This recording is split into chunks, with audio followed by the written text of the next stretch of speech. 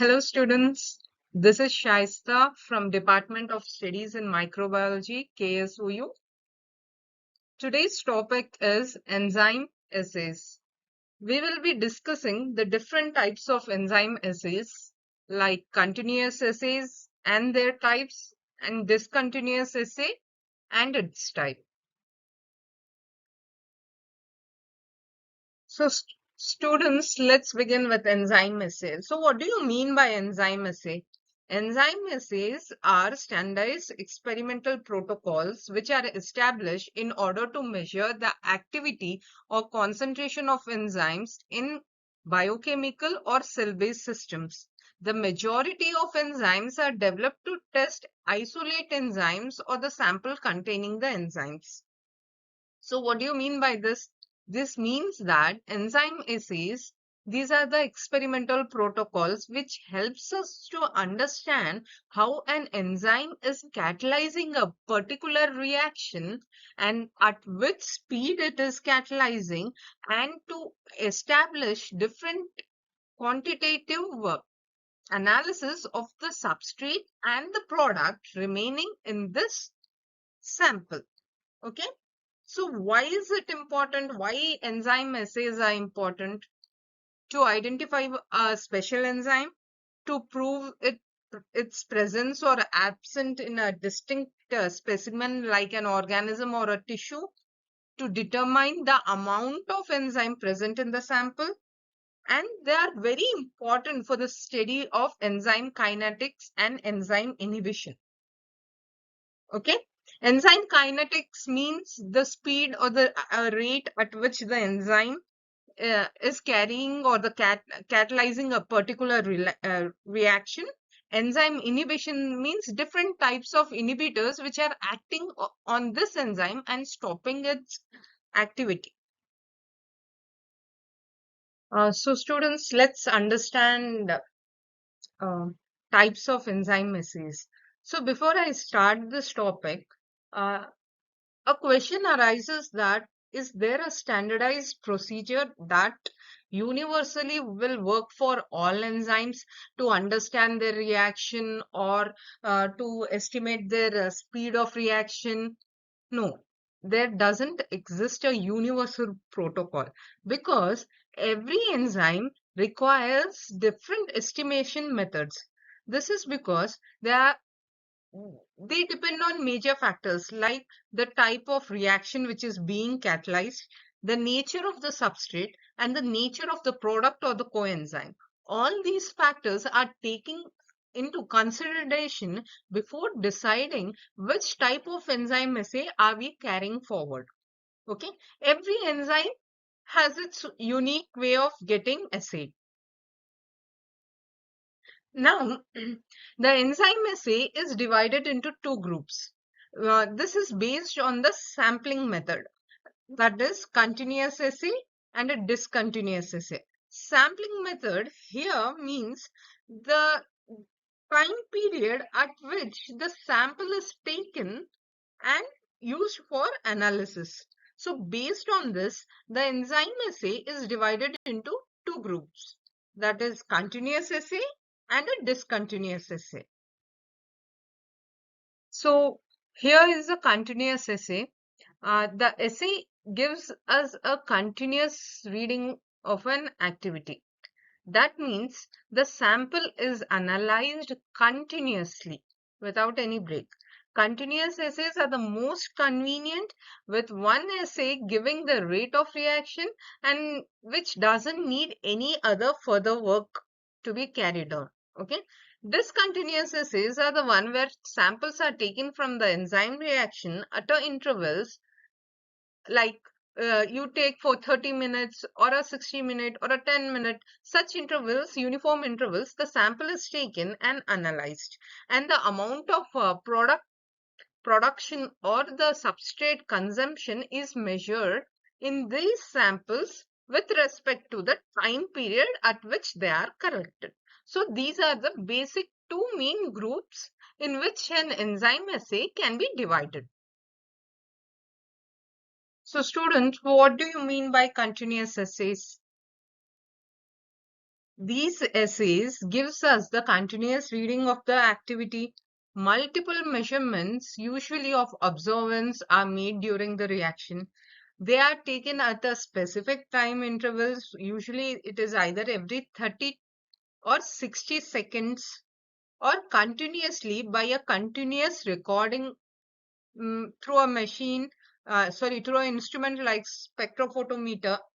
These assays are advantageous over fixed time period because the rate of reaction may be more adequately varied. It may be increasing, decreasing. All this can be recorded in a real time. So this is a continuous assay. So what is discontinuous assay? What are its features? So discontinuous assays are the one where samples are taken and the reaction stopped. When the reaction is stopped, the samples are collected and the concentration of the substrate or the product is determined. Okay, it is not taken during a process, but when a process is completed, then the samples are taken and the amount of substrate or products are calculated. The reaction proceeds for a designated time. Their reaction is stopped usually by inactivating the enzyme with a weak acid, and a measurement is made about the amount of reaction that has been carried. This can be identified by determining the amount of substrate or the product present in the end sample. So this is a discontinuous assay. So students, now we have understood continuous and discontinuous assays, but when we are analyzing an enzyme and its reaction, how do we consider which enzyme assay is good for this particular enzyme? So these are the certain points which we take in our mind while considering an assay for a particular enzyme. So it has to be, the assay has to be simple and specific. It should be rapid. There should not be any need to wait for hours or weeks for the result to appear. It should be sensitive. Even a very little sample must be enough to give us a reliable results. Okay, it must be easy to use and it must be economic as well. All these factors makes an assay a good choice for a particular enzyme. So students, let's begin with the topic of continuous enzyme assays. Now, what are the various types which we can find in this continuous enzyme assays? The first one is spectrophotometry methods, which we will be dealing in detail. Fluorometric methods. Then comes the calorimetry methods and chemiluminescence methods, polarimetry method, electrode method, and manometric methods. All these now we will be dealing in this class in detail. Okay, and then later on we will even deal with the types of discontinuous enzyme assays as well. So students, now let us continue with the continuous assay. The first type being the spectrophotometric method. This method is most commonly used for a detection of a particular enzyme in an assay and its rate of reaction it is carrying forward.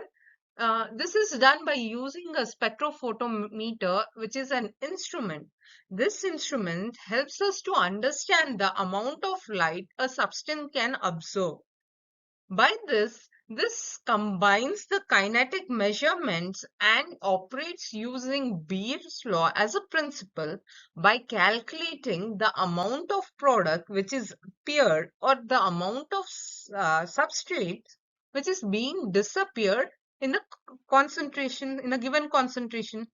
Now, this instrument can use two sources of light. One is a visible light, the another one is UV light. When a visible region, we can see a change in the color of a assay. These are called as a calorimetric assays. But when a UV light is used, it helps us to understand that certain coenzymes, they observe. So observe UV light in their reduced form. But when the coenzymes are present in the system in their oxidized form, they do not absorb UV light. Okay, this is an important characteristic feature which helps us to understand the speed of a reaction. Now, let's take our coenzyme NAD.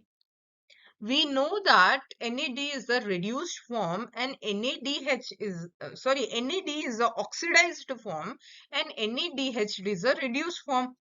Therefore, NAD does not absorb UV light. So the absorbance here is 0. But when it gets converted into NADH, that is a reduced form of the coenzyme, it absorbs the UV light. So the absorbance is shown as a reading. And this feature helps us to estimate the rate of reaction, the amount of product or the substrate present in the sample.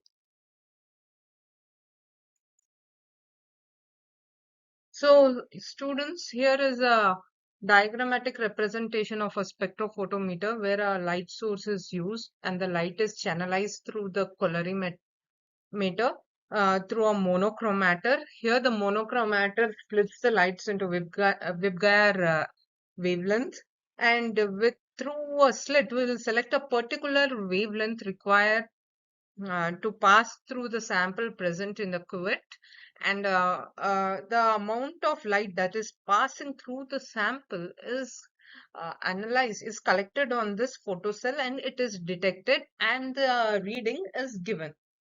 Okay, so this is a basic instrumentation of the photospectrometer. Now, what are the advantages of this method? This method to carry forward, it is really easy and simple, and it is highly sensitive to even the small amount of substrate or the product present in the sample. Only a very little quantity of sample is required. The sample which could fit in the cuvette, enough, so much sample is required. Whole process curve can be followed quantitatively. So this is one of the best quantitative analysis of an enzyme reaction. So students, now let us look at the quantitative analysis of the substrate and products of an enzyme reaction. Many substrate and products of an enzyme reaction absorb light either in UV region or in visible region. Mostly the spectra of substrate and products are not the same. The conversion of one into another is followed by the considerable change of absorption. That is, when a substrate is getting converted into product, there is a change in the spectrum as well. By measuring this change, the process of the reaction can be followed quantitatively.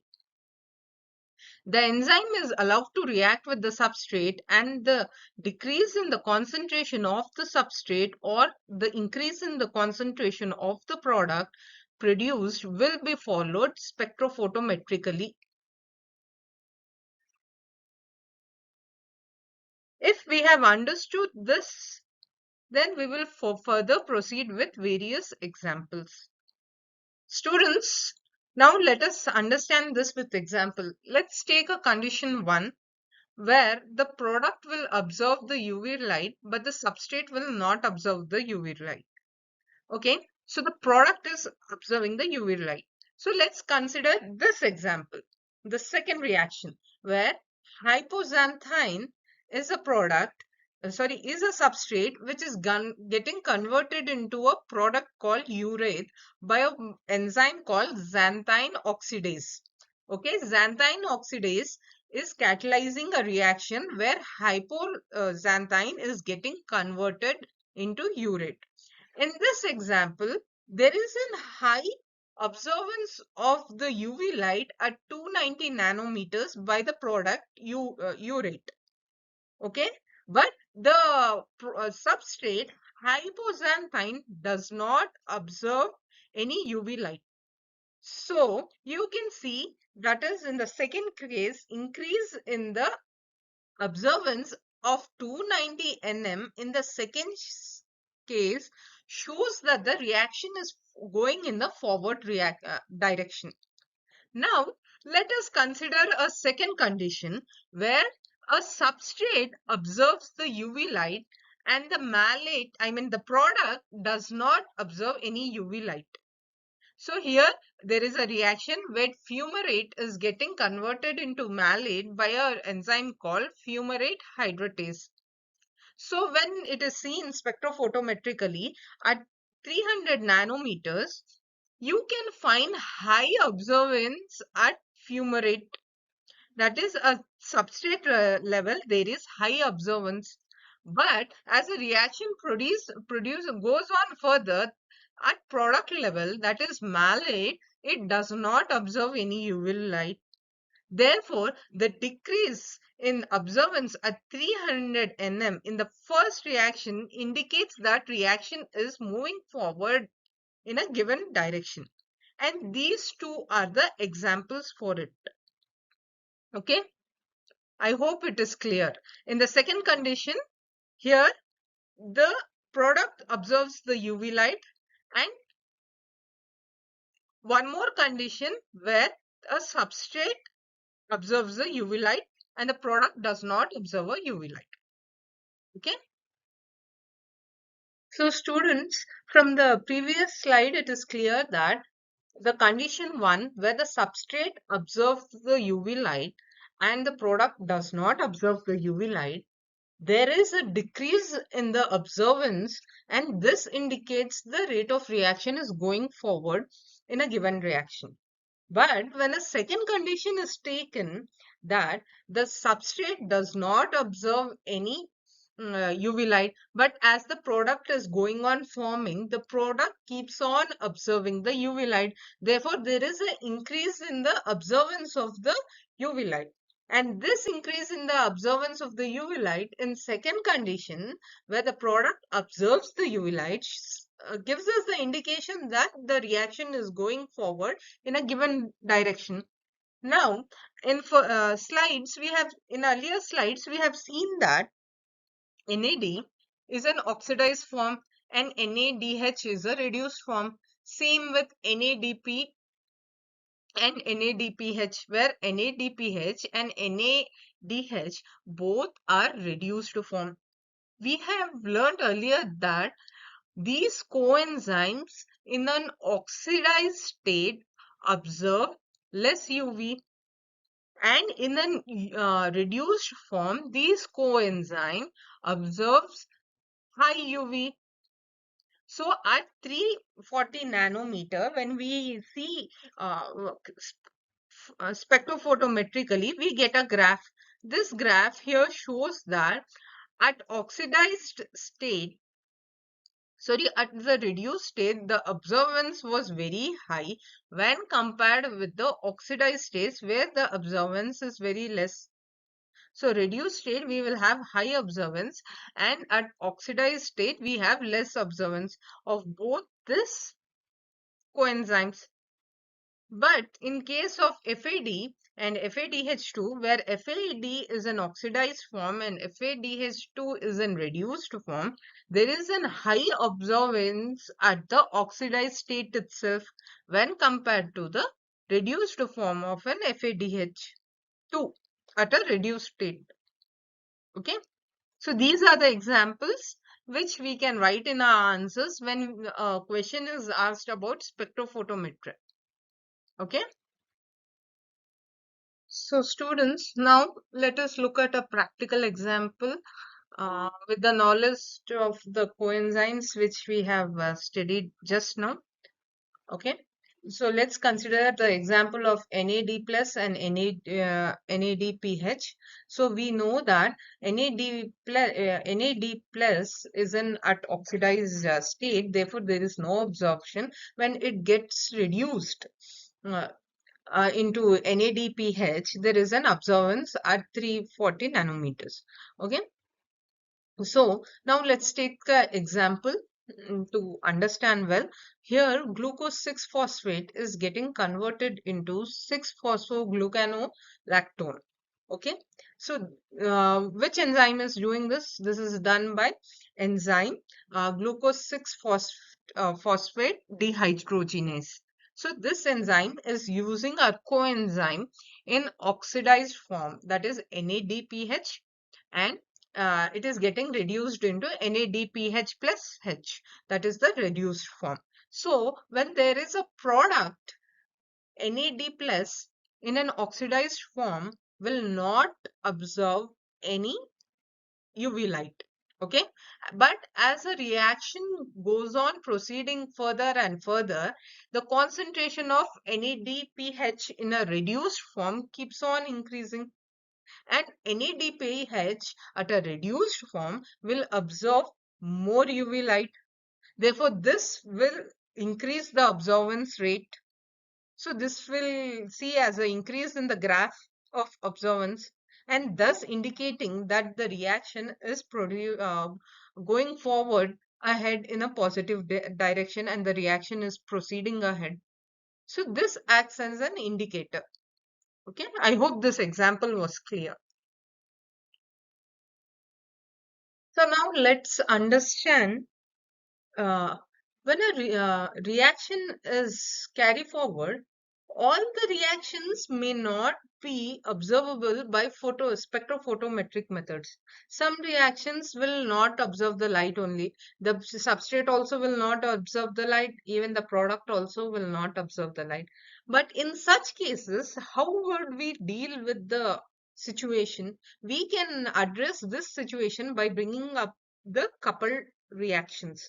So, in many reactions where the change in the substrate or the products are not observable by spectrophotometric methods because they do not observe light, even when such enzyme reaction does not result in change in the observance of the light, it can still be possible to use a spectrophotometric assay for this particular enzyme by using a coupled assay. Okay, these reactions can be measured by coupling them to enzymes that can be detected via spectrophotometer. Therefore, an enzyme which is not detected by spectrophotometric can be detected by coupling it with to another enzyme which can be detected by a spectrophotometric. Okay, so here the products of one reaction, of which reaction? Of the earlier reaction where the enzyme is not showing any spectrophotometric result. That product can be used as a substrate for another enzyme which is showing a spectrophotometric result. This will help us to follow a particular enzymatic reaction of an enzyme which doesn't show any spectrophotometric effect at all. Okay, now let's see an example for it. So in this example, you have an enzyme called aconitase. This enzyme is spectrophotometrically uh, not active. It doesn't observe any light. Neither citrate observe, neither its product isocitrate will observe. So to understand whether this reaction is producing ahead or no, proceeding ahead or no, we brought in another a coupled enzyme over here, another extra enzyme called as isocitrate dehydrogenase, which converts this isocitrate into alpha ketoglutarate. Okay, and while this reaction is proceeding ahead, this enzyme isocitrate dehydrogenase uses NAD plus in oxidized form, where it does not absorb any UV light, and it gets reduced into NADH in a reduced form, and here it observes the UV light. And when here the observance increases, it shows that the reaction is proceeding in a forward direction. Thus, this coupled enzyme acts as an indicator for this enzyme. Okay, thus this example called as coupled reaction. Okay, I hope it's clear. So students, we have dealt with spectrophotometric methods in detail with various examples of coenzymes, and we have even understood that coupled reactions can also be studied using spectrophotometric methods. So when a question is asked for a 10 or 15 marker, I hope you people will be able to answer it with ease with these various examples I try to explain. So let's begin with the next type of continuous assay, that is a fluorometry or fluorescence method. In this method, when a substrate absorbs the light, it emits a light of its own at a different wavelength than that of what it has observed earlier. So, fluorescence is when a molecule emits light of one wavelength after absorbing light of a different wavelength. This can be detected by using an instrument called as fluorometer. Fluorometric assays use difference in the fluorescence of substrate from the product to measure the enzymatic reaction. Different compounds are used called as flavin compounds, which shows fluorescence in reduced form and lose their fluorescence in oxidized form. Just like as we had studied our coenzymes in oxidized form observance, same way here this flavin compound shows fluorescence in their reduced form, and they do not show the fluorescence or decrease their fluorescence in oxidized form. Okay, so the fluorescence here again can be studied by using our nucleotide enzymes, that is our NADH or NADPH. Here the reduced forms are fluorescent and the oxidized forms are non-fluorescent. Oxidation reactions can therefore be followed by decrease in the fluorescence and reduction reaction by an increase in the fluorescence, more sensitive than the spectrophotometric assays. Okay, when compared to spectrophotometry assays, these are highly more sensitive and reliable. Okay, but can suffer from interference causing by the impurities and the stability of fluorescence compounds when exposed to the light. Okay, there should not be any impurities or it should not be disturbed by any light. Okay, if there are such conditions, then the result might vary. Even a small quantities will help us in detection.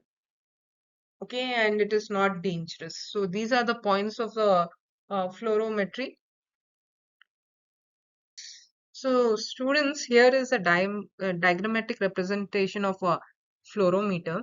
Here, a fluorometer is a sensor that emits a distinct color of light. It measures the light that is produced in response by the fluorescing materials, that is our flavin compounds, for example. And the intensity of the light indicates the concentration of the fluorescent matter. So here there is an LED which emits a light at a particular wavelength, and this fluorescent matter will absorb the light and emits its own light in a different wavelength, and this is detected by a detector, and it will help us in understanding the concentration of the fluorescent matter. So this is the diagrammatic representation of a fluorometer. Okay, so now let us study the third type of continuous assay, that is calorimetry. Calorimetry is a measurement of the heat released or absorbed by a chemical reactions. These assays are very general, they are not specific. Since many reactions involve some change in heat and use of a microcalorimeter, not much enzyme or substrate is required in this to analyze this. These assays can be used to measure reactions that are impossible to be assayed in any other way. So here basically the heat generated or the heat results, calculating this heat will indicate us whether the reaction is proceeded further or not. Okay. So what is a calorimetry? Calorimetry is the accurate and precise measurement of heat flow for a chemical or a physical process. It operates under the law of conservation of energy. Now, what is this law? This law states that heat is neither gain, neither loss. That means heat loss is equal to the heat gain. That is basically the law of conservation of energy. A device used to measure the absorbance or the release of this heat is called as a calorimeter. Okay, now the image is shown here. This is the images of an calorimeter. It has an insulated jar and a sample jar where you have a thermometer and you have a stirrer, and this instrument continuously it measures the amount of heat generated or decreased in this thermometer in real time. As the reaction is proceeding further, it keeps on generating the results. So what do we understand by this? This helps us to understand the thermodynamic properties of a substance, which inevitably yield results to the structure and other properties of the enzyme. So this is our calorimetry. Okay. So students, now we are studying with the fourth type of continuous assay, that is chemiluminescent assay. So what is chemiluminescent assay? Chemiluminescent assay is an immune assay technique where the label is a true indicator of this reaction. And this label is always a luminescent molecule. Now, what is this luminescent molecule? Luminescent molecule is a substance which emits light when it participates in a chemical reaction. Okay, it gets activated when it is participating in a chemical reaction, it gets activated, and this luminescent molecules release lights or it emits lights, and thus it acts as an indicator. So what is the major advantage of this chemiluminescent immunoassay? It is that this is very simple and it records the data in a very accurate way. Chemiluminescence emits light without need of excitation from an external source of light. So you don't need an external source of light. Okay, it itself this luminescent molecules itself will emit the light. Okay, and yeah, this is highly sensitive, and the results can be captured on the photographic film. What is the disadvantage? The disadvantage is that this is not an quantifying method. You cannot calculate the quantity because the entire light which is emitted cannot be captured and it cannot be analyzed. It is an indicator method that whether an reaction is working or not. Okay. So these are the examples which I can show for chemiluminescence method. Let us see at this reaction over here. This is in generalized. It shows whether luminescence is on or off.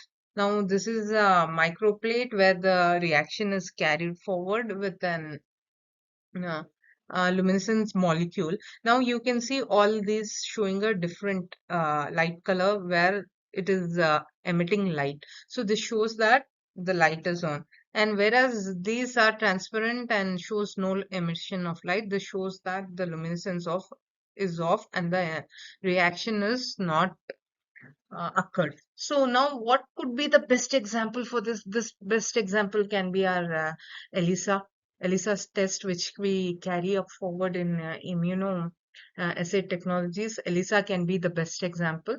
So let me explain you this diagram, what actually is happening. We can either take a microplate or a cuvette. In cuvette, so in microplate, we have binded the antibodies to the polystyrene.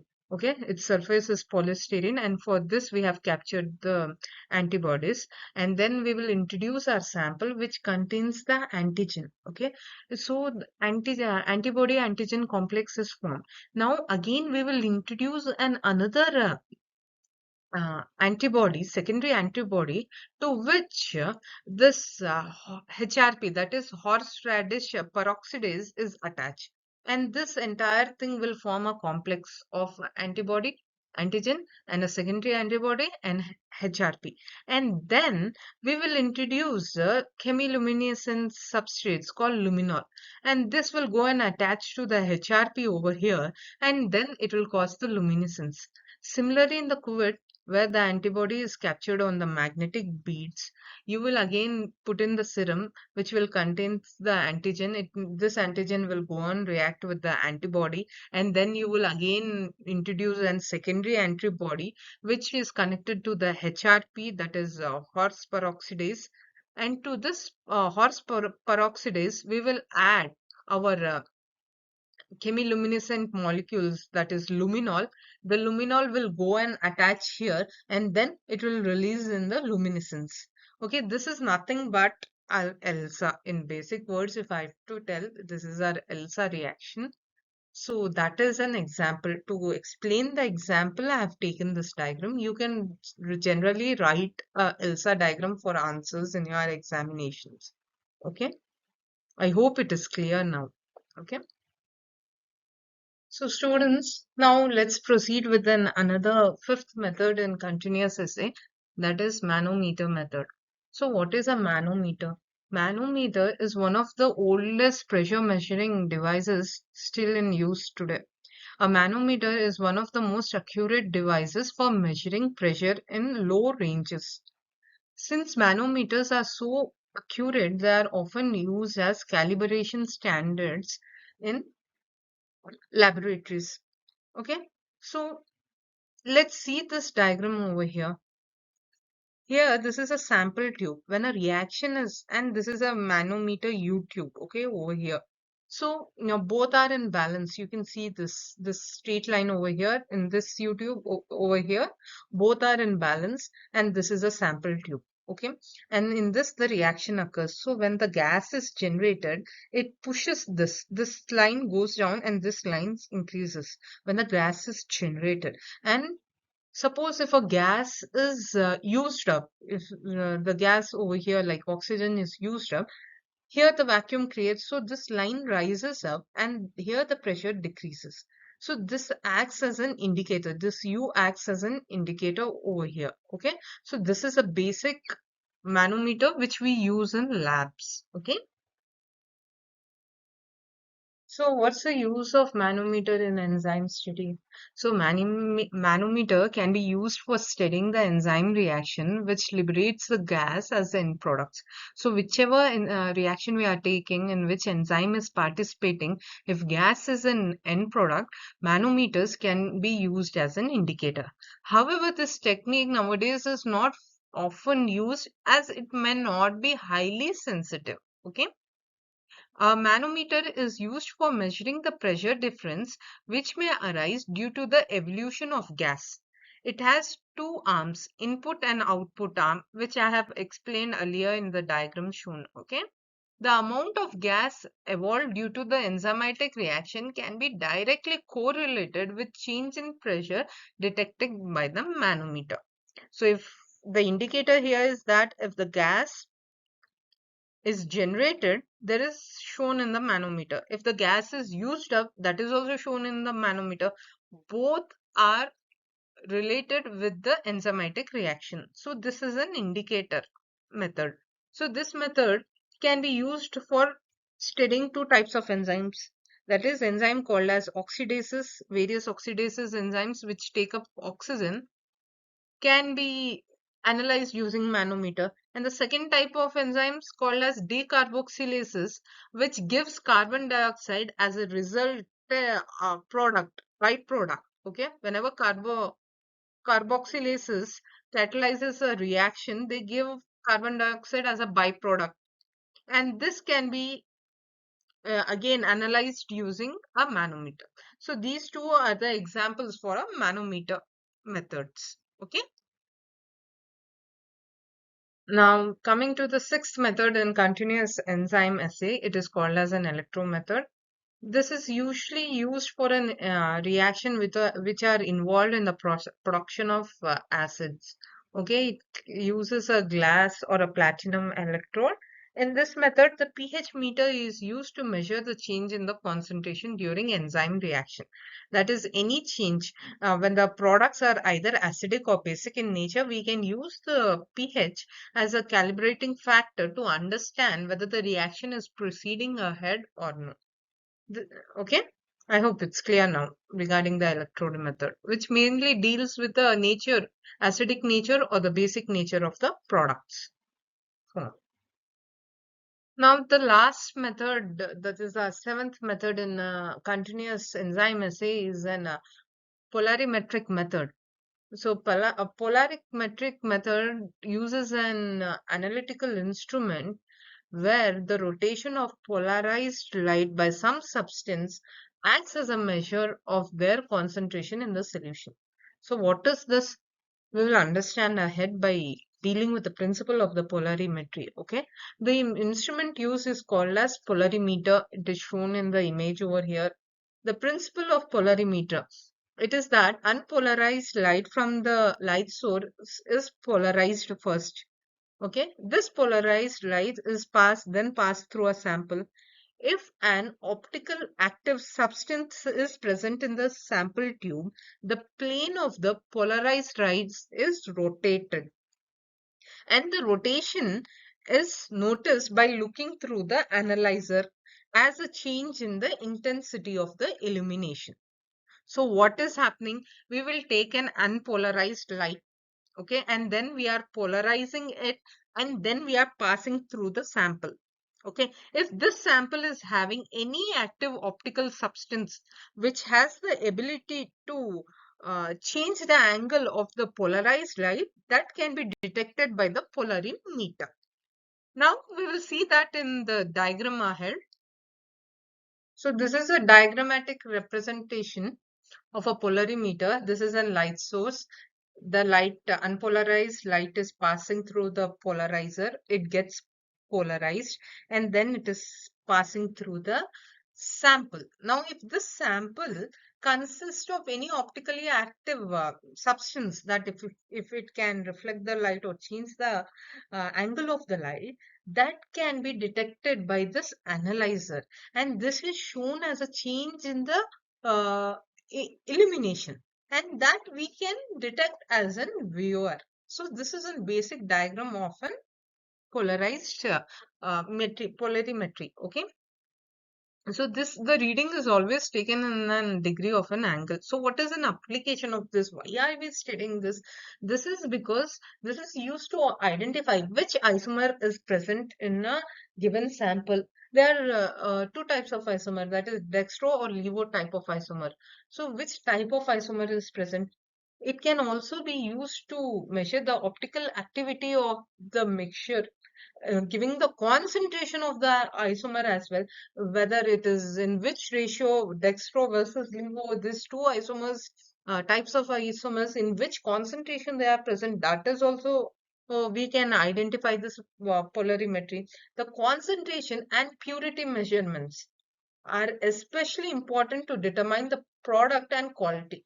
So in enzymatic reaction also, this play an important role. They can be further used in various industries like food, beverage, and pharmaceutical industries. Okay.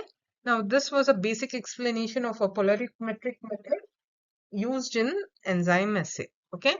Now by this we end our discussion about continuous enzyme assays, and we proceed ahead with non-discontinuous enzyme assays. Okay,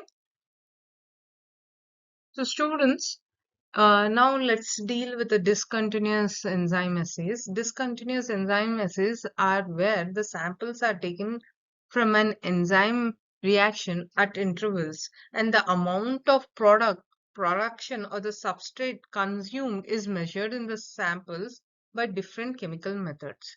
Okay, sometimes it gives that the sample is taken after the reaction has ended. Okay, it could be like that also. Now, in this, the first type is a radiometric. The radiometric assays measure the incorporation of the radioactivity into substrate or its release from the substrate. So, what is it measuring? It is measuring the radioactivity of a particular subject when it emits different radiations like alpha, beta, gamma. All these radiations, when they are emitted, that can be detected in this radiometric. Here, the radioisotopes are used. More frequently used in these assays are 14C carbon, 32P phosphate, 35 sulfur, and 125 iodine. All these are used. Okay, these are the radioisotopes which we are using. Since radioisotopes can allow specific labeling of a single atom of a substrate, these assays are both extremely sensitive as well as specific. They are highly sensitive and they are highly specific. They are frequently used in biochemistry and are oftenly the only way of measuring a specific reaction in crude extracts, the complex mixture of enzymes produced when you lyse the cell. Okay, so this can be a method where you can see a crude extract where there is a different types of composition present, and you need a highly sensitive and an extremely efficient method. Then radiometry is the method which can help you deal with such mixtures. Okay, radioactivity is usually measured in these procedure using a instrument called as scintillation counter.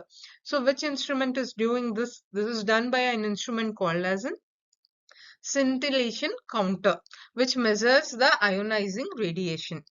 And now this method is highly sensitive, but it can be highly hazardous also because of the various radiation that will be emitted because of the radioactive isotopes that are involved. So this was one of the discontinuous assay, okay, radiometry. Now we will go to the another type of discontinuous assay, that is chromatography, okay. So students, the second type of discontinuous assay is a chromatography. The chromatography here I'm dealing in very general. I'm just giving a basic idea. This topic will be dealt in detail in further classes. Okay. Now to write an answer about discontinuous assay, so much information for you will be sufficient enough. Okay. So what is chromatography now? Chromatography assays measure the product formation by separating the reaction mixture into its components by chromatography. So this basic principle here is affinity. Affinity acts as an important role. It will separate the reaction mixture from its other components so that the product can be analyzed easily. Okay, there are two types of